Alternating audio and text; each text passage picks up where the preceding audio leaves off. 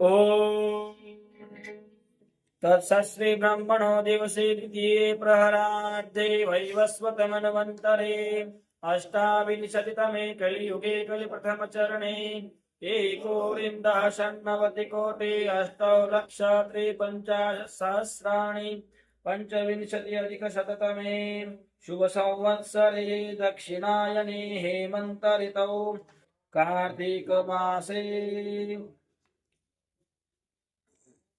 बुधवासरे प्रातः काले शुभ मुहूर्ते जम्बूद्वीपे भरतखण्डे आर्यावर्त देशान्तर्गत महाराष्ट्र प्रान्ते चम्पावती जनपदे परली नगरे स्वामी श्रद्धानन्द गुरुकुले अत्रत्य यज्ञशालायाम् अस्माभिरत्र देवयज्ञः क्रियते। हे प्रभो भवत्कृपया कार्यमिदं निर्विघ्नं सम्पन्नं भवेत्। हाँ, जल को नीचे छोड़ दीजिए।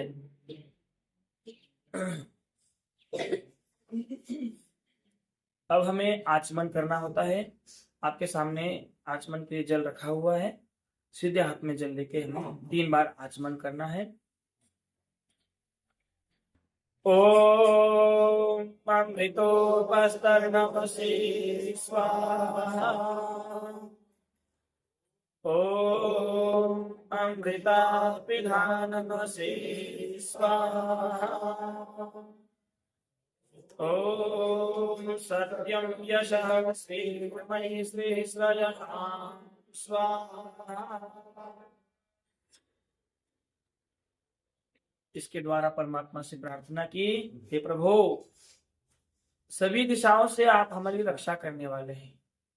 हमारा ओढ़ना हमारा बिछोना जैसा होता है, हमें सुख कारक होता है, हमारी रक्षा करने वाला होता है, उसी प्रकार से हमने परमात्मा से प्रार्थना की, हे प्रभु आप ही हमारे रक्षक हैं।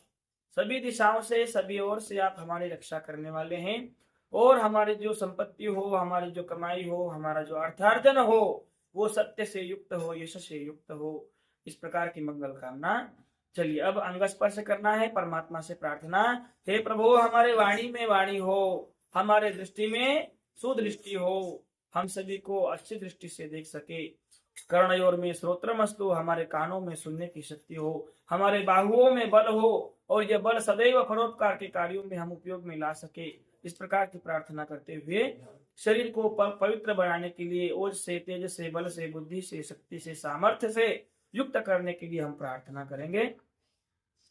ओम वास्यस्तु, ओम रसोर्मे प्राणस्तु, ओम अक्षरोर्मे चक्षुरस्तु, ओम कर्णयोर्मे श्रोत्रमस्तु, ओम बाहुर्मे बलमस्तु, ओम भूर्भुवस्सु, ओम अरिष्टानि मिन्द्राणि ततस्तन्वामे सदा सन्तु।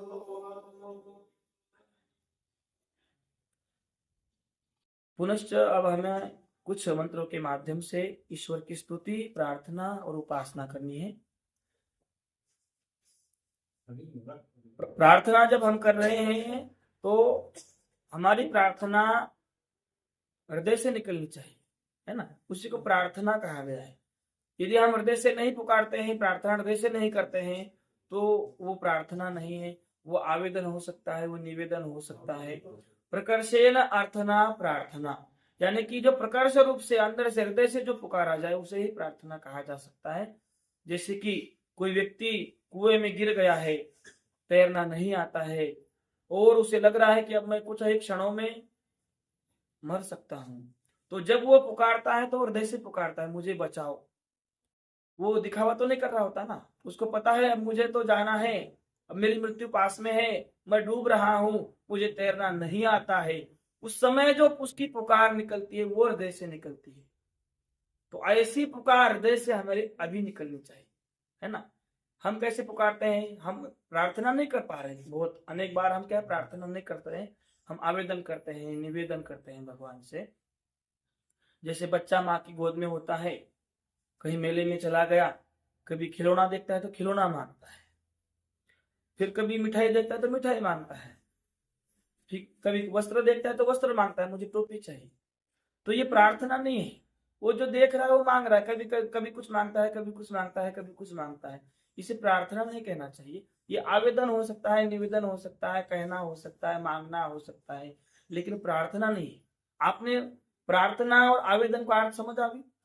प्रार्थना उसे कहते जो हृदय से पुकारा जाए, जो मृत्यु के आसन्न है, जो मरने की परिस्थिति में है, जो पुकार रहा है, वो प्रार्थना है। वो बच्चा है, खिलौना मांगता है, मिठाई मांगता है, वो प्रार्थना नहीं है, वो आवेदन निवेदन हो सकता है।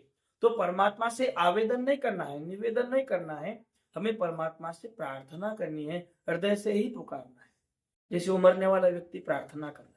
तो आइए, तो हमें प्रार्थना करनी है, वास्तविक प्रार्थना करनी है, उपासना करनी है, परमात्मा के गुणों को अपने जीवन में लाने का प्रयास करना है। जैसे परमात्मा दयालु है, हमें भी व्यवहार काल में दया भाव से युक्त रहना है।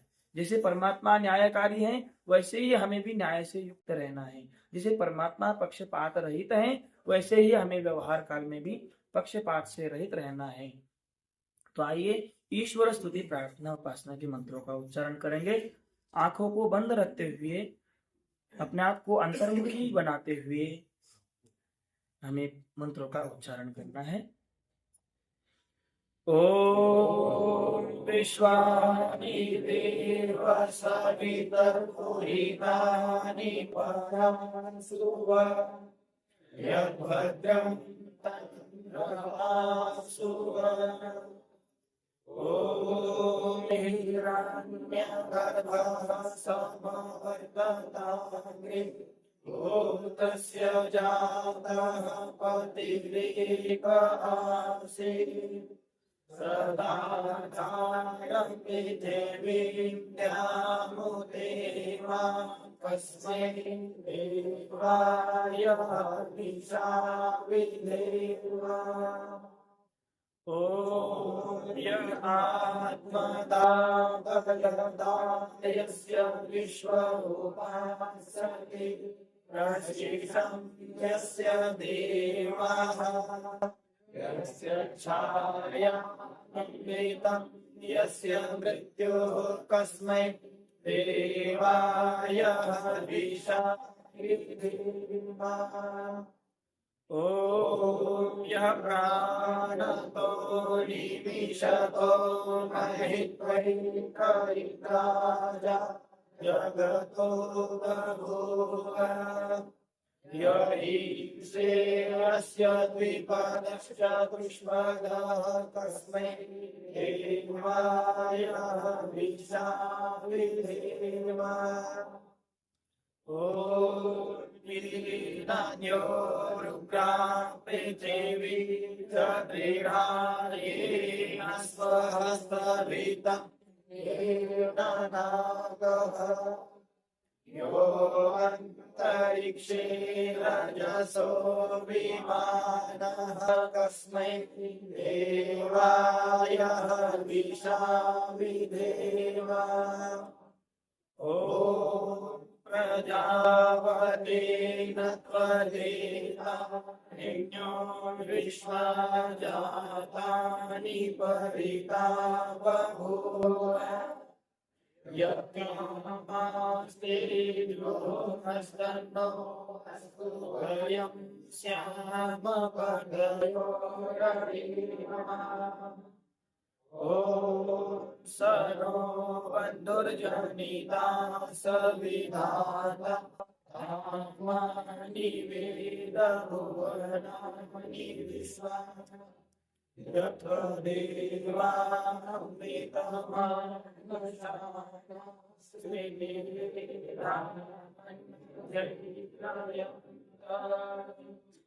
ओम अग्नेनाय सुबधानानि अस्मान् विश्वानि देव वयोरानि विद्वान्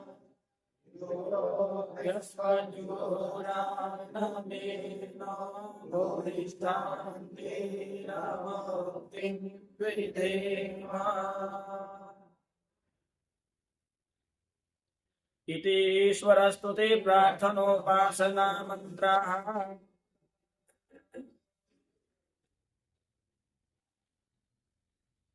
आपने जिन मंत्रों का उच्चारण किया अभी,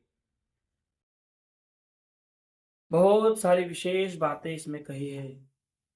आपने परमात्मा से कहा, हे प्रभु, आप ही हमारी माँ हैं, आप ही हमारे पिता हैं, आप ही हमारे गुरु हैं, आप ही हमारे राजा हैं, आप ही हमारे न्यायाधीश हैं, आप ही हमारे भगवान हैं, आप ही हमारे सखा हैं, आप ही हमारे मित्र हैं।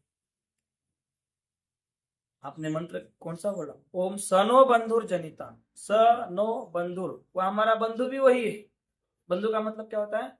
भाई, सखा, मित्र, है ना। आपने कभी विचार किया है हम अपने भाई को बंधु क्यों कहते हैं? बंधु शब्द का अर्थ क्या है?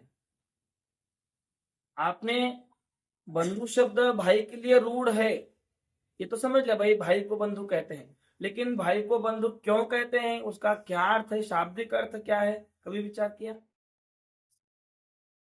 जो बांधता है वो बंधु है, जो बांधता है हमें वो बंधु है। कैसे? रस्सियों से बांधना। क्या? प्रेमणा बंधनाति यह स बंधु, यानी अपने प्रेम पूर्वक व्यवहार से जो आपको बांध लेता है, प्रेम से जो बांधे वो बंधु है ना। तो परमात्मा भी हमारा बंधु है, वो भी हमें प्रेम करता है ना। जो ईश्वर भक्त होते हैं, जो न्याय मार्ग का आचरण करते हैं, अनुसरण करते हैं, वेद की आज्ञाओं का पालन करते हैं, तो उन पे वो प्रेम करते हैं, उनकी याचनाओं को पूरा करते हैं, उनके दुखों को दूर करते हैं, उनके कष्टों को दूर करते हैं। सनो बंधुर जनिता, वो हमें जन्म देने वाले हैं। सविधाता, वो हमें धारण करने वाले हैं। धामा निवेद, है, बहुत सारे लोक लोकांतरों को, हमें हमारे अनेक जन्मों को जानने वाले। हमारा पिछला जन्म कैसा था, ये जन्म कैसा है, अगला जन्म हमारा कौन सा रहेगा, इन सारी बातों से जो ज्ञात है वो परमपिता परमेश्वर है।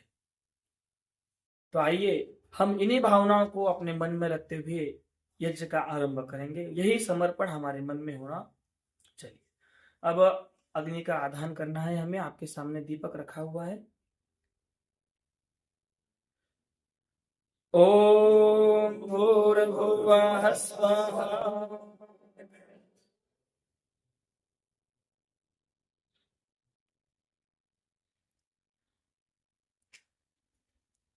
चम्मच ले लीजिए, कपूर आपके सामने रखा है।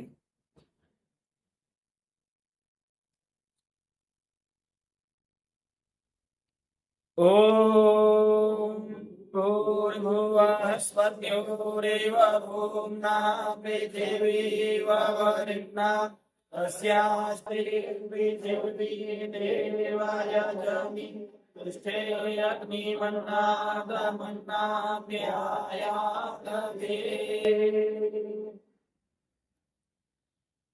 पतली सी मिठाई लगा लीजिए। दीपक को जल कलश के पास में ले लीजिए। हाँ पंडित जी, वो दीपक को इधर ले लीजिए। तो पतली पतली सी मिठाई लगाने के बाद में थोड़ा सा घी घी क्या होती दीजिए, थोड़ी घी दीजिए।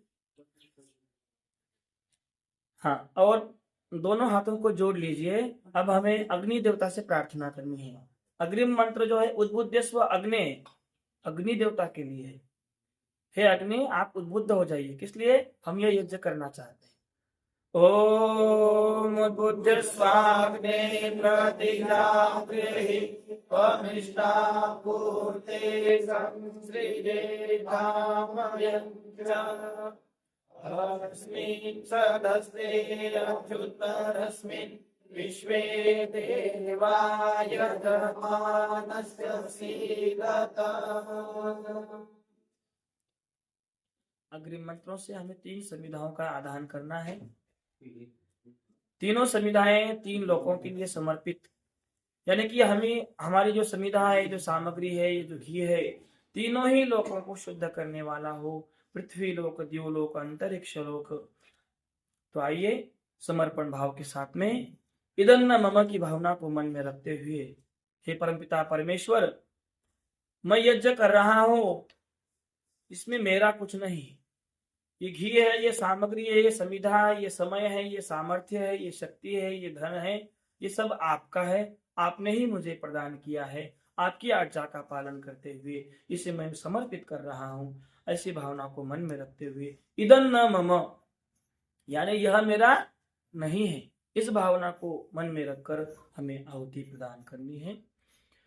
ओम मायन्ताय महात्माजातवेदसे धस्व चेताधया स्वान्तर्यया पशुभिब्रह्मवर्चसे प्राणादेन समेधया स्वाहा। इदमग्नये जातवेदसे नमः। ॐ समिधाग्निन्दो अस्य तर्हितैर्बोधयता तिथिम् अस्मिन्नव्याजुहोतना। ॐ सुसमिधाय ज्योतिषे घृतं तीव्रं जुहोतना। अग्नये जातवेदसे स्वाहा। इदमग्नये जातवेदसे नमः। ॐ तन्त्वा समिद्भिरङ्गिरो वेदेन वर्धयामसि देहचोर्चाय विश्व स्वाहा। इदमग्ने यस्य नमः। अग्रिम मंत्र पंचघृतावती मंत्र है। एक ही मंत्र की आवृत्ति हमें 5 बार करनी है और 5 बातों की याचना, 5 वस्तुओं की याचना हमें करनी होती है। 5 चीजों को हमें मांगना होता है। प्रजा, पशु, ब्रह्म, वर्चस और अन्न आदि पदार्थ। इनकी याचना करते हुए मन में वही भाव रखना है कि हे प्रभु, हमें प्रजा दीजिए, पशु दीजिए, ब्रह्म अर्थात ज्ञान दीजिए, वर्चस अर्थात शक्ति संपन्न कीजिए और अन्न आदि पदार्थ। तो आइए इन्हीं भावों को मन में रखते हुए मंत्रों का उच्चारण। ओम मायन्ताय महात्मा जातवेदस्ते धस्व चेताधया स्वान्तर्यया पशुभिब्रह्मवर्चसे येन समेधया स्वाहा। इदमग्नये जातवेदसे नमः। ॐ मायन्ताय महात्मा जातवेदस्ते धस्व चेताधया स्वान्तर्यया पशुभिब्रह्मवर्चसे येन समेधया स्वाहा। इदमग्नये जातवेदसे नमः। ॐ मायन्ताय महात्मा जातवेदस्ते धस्व चेताधया स्वान्तर्यया पशुभिब्रह्मवर्चसे येन समेधया स्वाहा।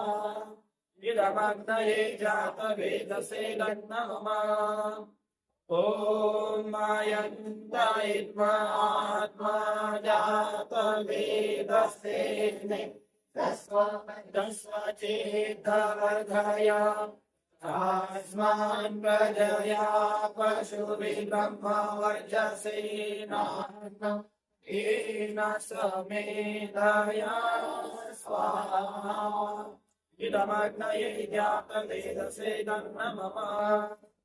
ॐ मायन्ताय महात्मा जातवेदस्ते धस्व चेताधया स्वान्तर्यया पशुभिब्रह्मवर्चसे समेधया स्वाहा। इदमग्नये जातवेदसे नमः। हाँ, चम्मच को नीचे रख दीजिए। अब हमें जल प्रसेचन करना है। वास्तविक जल अभिषेक इसे ही कहा जाता है।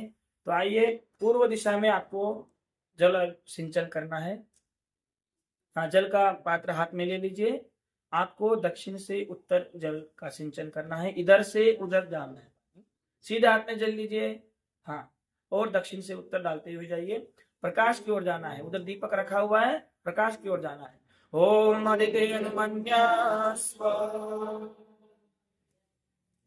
हाँ, इधर दीजिए पश्चिम दिशा में, दक्षिण उत्तर। ओम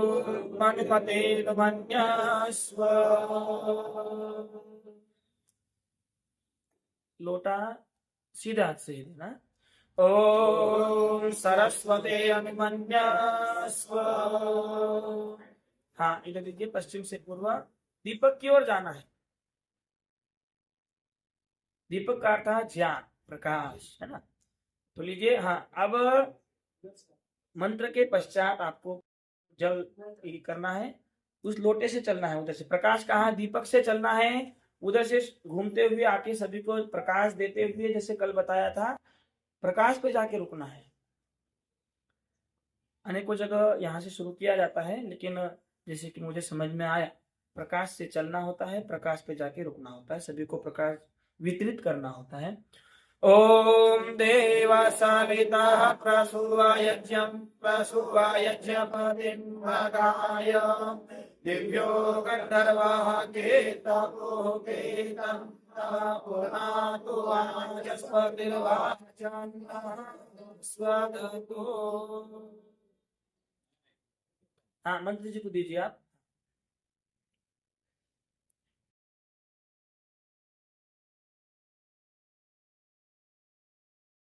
पात्र को सीधे हाथ से देना, सीधे हाथ से लेना। केवल पात्र ही नहीं है, संविधा हो, सामग्री हो, कोई भी वस्तु हो, मैंने कल भी आपको बताया था। बाएं हाथ से लेना देना अच्छा नहीं लगता। व्यवहार में भी किसी को पानी देना है, किसी को कोई वस्तु देनी है, लेखनी देनी है, पेन देना है, तो सीधे हाथ का प्रयोग आप कीजिए, कम से कम यज्ञ में तो कीजिए ही। चलिए, अब अग्रिम मंत्र है आग्रावाज्याहुति आज्य भागाहुति। तो अग्नि देवता, सोम देवता, प्रजापति देवता और इंद्र देवता, इनको ये समर्पित आहुतियां हैं। हमें भी समय आने पे अग्नि के समान दीप्यमान होना होता है। कभी परिस्थिति को देखते हुए सोम के समान हमें सौम्य होना होता है। तो आइए उन्हीं भावों को मन में रखते हुए अग्रिम आहुतियां। ओम अग्नये स्वाहा इदमग्नये इदं नमः। ओम सोमाय स्वाहा इदं सोमाय इदं नमः। ओम प्रजापतये स्वाहा इदं प्रजापतये इदं नमः। ओम इंद्राय स्वाहा।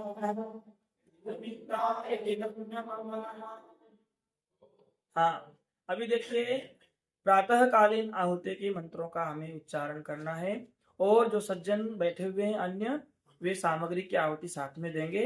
और देखिए, आहुति देते समय मन में ये भाव होना चाहिए कि हम क्या कर रहे हैं, हम वेदों की आज्ञा का पालन कर रहे हैं, हम सभी देवताओं को भोजन करवा रहे हैं। ये समझिए, देवताओं का ऋण हमारे ऊपर होता है। हम अच्छा जल पीते हैं, खराब करके निकाल देते हैं, अच्छा भोजन करते हैं, खराब करके निकाल देते हैं, और हमारे कारण जो ये वातावरण है ये प्रदूषित होता है, दूषित होता है, भूमि दूषित होती है, जल दूषित होता है, वायु दूषित होता है। तो उसे शुद्ध करना हमारा कर्तव्य है। इसीलिए जो है हमें बहुत ही श्रद्धा भाव के साथ में आहुतियां प्रदान करनी है। और देखिए, शास्त्रों में लिखा है, क्या लिखा है, यथा बुभुक्षितः बालः मातरम समुपासते तथा बुभुक्षितः देवः अग्निदेवम उपासते। इसका अर्थ समझिए, जिस प्रकार से भूख लगने पर बच्चा माँ के पास में जाता है, माँ से निवेदन करता है, माँ मुझे भूख लगी है, मुझे भोजन दो। माँ से हठ करता है, माँ मुझे भोजन दो, भूख लगी। यथा बुभुक्षितः बालः मातरम समुपासते तथा बुभुक्षितः देवः, उसी प्रकार से भूख लगने पर जो अग्निदेव, जल देव, वायु देव, भूमि, अन्न देव, ये सभी जो देवता हैं किसके पास में आते हैं? अग्नि देवता के पास में। तथा बुभुक्षितः देवः अग्निदेवम उपासते। तो सभी देवताओं को यदि हमें शुद्ध करना है, पवित्र करना है, जल को, वायु को, भूमि को, अन्न को, तो हमें क्या है? अग्नि देवता में आहुति देनी चाहिए। क्योंकि जैसे बच्चों को भोजन देने वाली माँ होती है, सभी देवताओं को शुद्ध करने का माध्यम क्या है? अग्नि है। शास्त्रों में लिखा है अग्निर्वै देवानां मुखम, सभी देवताओं का मुख यदि कोई है तो क्या है? अग्नि है। जल को शुद्ध करने के लिए आपको सामग्री जल में डालने की आवश्यकता नहीं है। वायु को शुद्ध करने के लिए आपकी सामग्री वायु में डालने की जरूरत नहीं है। आप भूमि को शुद्ध करने के लिए भूमि में गाड़ने की जरूरत नहीं है सामग्री लेके, घी लेके। तो अग्नि के माध्यम से सभी देवताओं तक जाएगा। अग्नि में आप आहुति देंगे, वो वायु में मिश्रित हो जाएगा, वो वायु ऊपर जाएगी, अंतरिक्ष में जाएगी, फिर ऊपर मेघ होते हैं, उनमें जल होता है, वो उससे सुगंधित हो जाएगा, वो रोग रहित हो जाएगा, फिर वो बारिश हो जाएगी, वर्षा हो जाएगी, वो नीचे आएगा, जमीन पवित्र होगी, जमीन पवित्र होगी, उसी पानी से जो है अन्न उत्पन्न हो जाएगा, तो अन्न पवित्र हो जाएगा। उस पवित्र अन्न खाने के बाद में हमारा शरीर भी पवित्र हो जाएगा। तो ये श्रृंखला है, हमने जो दिया है वो हमारे पास में आने वाला है ना। वो वायु में जाएगा, अंतरिक्ष में जाएगा, जल में जाएगा, अन्न में जाएगा, भूमि में जाएगा, और उस अन्न को जब हम खाएंगे तो अन्न, हमारा शरीर भी पवित्र हो जाएगा। तो इनडायरेक्ट यानी घूमता हुआ कैसे कैसे आता है, देखिए। तो इसे हमें अपने आप को पवित्र करने के लिए, सभी को पवित्र करने के लिए, वातावरण को पवित्र करने के लिए ये यज्ञ ही एक माध्यम है। चलिए आहुति देंगे, प्रातःकालीन आहुति की मंत्र। ओम सूर्यो ज्योति ज्योति सूर्यः स्वाहा। ओम सूर्यो वर्चो ज्योति वर्चः स्वाहा। ओम ज्योति सूर्यः सूर्यो ज्योति स्वाहा। ओम सजोर्देवेन सवित्रा सजोरुषसेन्द्रवत्या रुषाणः सूर्यो वेदो स्वाहा। ओम अग्निर्ज्योतिर्ज्योतिरग्निः स्वाहा। ओम अग्निर्वर्चो ज्योतिर्वर्चः स्वाहा। ओम स्वाहा। ओम सजोर्देवेन सवित्रा सजोरात्रेन्द्रवत्या जुषाणो अग्निर्वेदो स्वाहा। ओम भूरग्नये प्राणाय स्वाहा। इदमग्नये प्राणाय इदं नमः। ओम भूर्वायुवे पानाय स्वाहा। इदं वायुवे पानाय इदं नमः। ओम स्वरादित्याय व्यानाय स्वाहा। इदमादित्याय व्यानाय इदं नमः। ओम भूर्भुवः स्वरग्निवायमादित्येभ्यः प्राणमः स्वाहा। इदं अग्ने वायवादित्येभ्यः प्राणापानव्यानेभ्यः इदं नमः। ओम आपो ज्योतिरसोऽन्वितं ब्रह्मभूर्भुवः स्वरों स्वाहा। ओम यां वेदां देवगणाः पितरश्चोपासते तयामामद्य मेधयाग्नि मेधाविदां कुरु स्वाहा। ओम विश्वानि देव सविता गुरितानि परासुव यद्भद्रं तन्न आसुव स्वाहा। ओम अग्निर्नय सुवधाराय विश्वानि देव वयुनानि विद्वान् यो यस्मज्जोराणमेनो भूयिष्ठान्ते नमोक्तिं विधेम स्वाहा। दैनिक यज्ञ की आहुतियों के पश्चात अभी हम 10 मंत्रों का पाठ करेंगे, वेद पाठ। पूज्य सोमानंद जी महाराज हमारे बीच में उपस्थित हैं, जिनके आशीर्वाद से यह संस्था गतिशील है, जिनके मार्गदर्शन में, जिनके परामर्श से हम सभी यह कार्य कर पा रहे हैं। पूज्य सोमानंद जी महाराज, उनके मुखारविंद से आप वेद मंत्रों का उच्चारण सुनेंगे। पूज्य सोमानंद जी महाराज। वेद सब सत्य विद्याओं का पुस्तक है। वेद का पढ़ना पढ़ाना, सुनना सुनाना सभी आर्यों का परम धर्म है।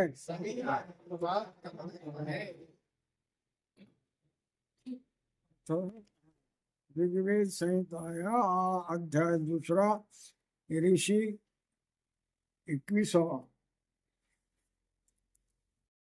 ओम विश्वानि देव सवितर्दुरिता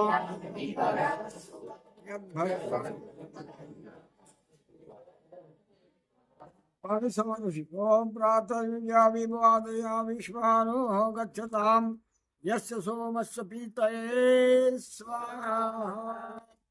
ओम यासुरथारथि तमसोपा देवादि विश्वा अश्विनाथ हवामहे स्वाहा। ओम यावो कक्षा मधुमत्तस्मिता सुरदावती तया यज्ञं मिमिक्षतं स्वाहा। ओम नहि वामस्ति दूरखे यत्रारथे न गच्छत अश्विना सोमिनो गृहं स्वाहा। ओम हिरण्यपाणिमूतये सवितारमुपप्रभावये सचेता देवता सदं स्वाहा। ओम अपाम्नपातमसे सवितामुपसूये तस्य व्रतान्विष्मसे स्वाहा। ओम विभाक्तनहवामये वशे चित्रसम्रादस सवितारं नक्षत्रं स्वाहा। ओम सखाय आवानीवीक्षिदत सविता स्तोम्यतनुः दाताराधांसि शुम्भते स्वाहा।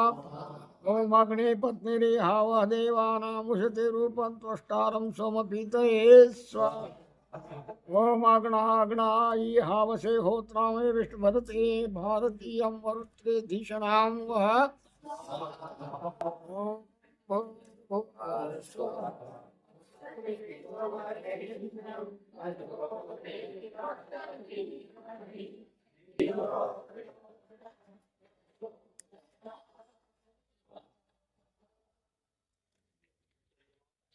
तीन बार बोलेंगे, उसके पश्चात ये सृष्टि कृत्य है ना, मीठा रखा हुआ। हाँ पहले की बोल लेंगे, उसके पश्चात चलिए थोड़ा थोड़ा मीठा ले लीजिए। हाँ महाशय जी, फूल रखवा है क्या? सुंदरम फूल देखो है क्या? पात्र कहाँ है? देखो पात्र शायद।